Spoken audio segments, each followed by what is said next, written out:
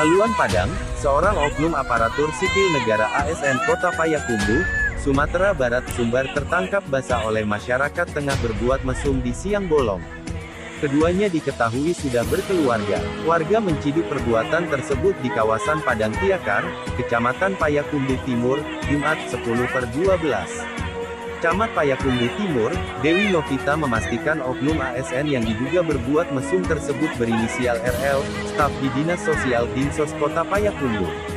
Perempuan yang menjadi pasangan RL dalam perbuatan tersebut berinisial D, Koordinator Program Keluarga Harapan PKH Kota Payakumbuh. Keduanya sudah berkeluarga, ujarnya. Sekretaris Daerah Sekda Kota Payakumbuh, Rida Ananda mengkonfirmasi adanya kejadian tersebut.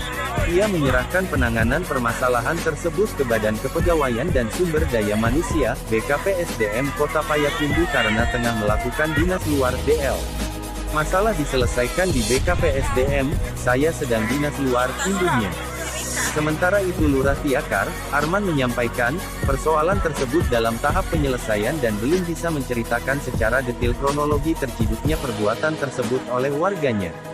Benar, ditangkap oleh masyarakat. Masalah masih diselesaikan, ujarnya ketika dihubungi Haluan Padang via telepon pada Jumat 10/12.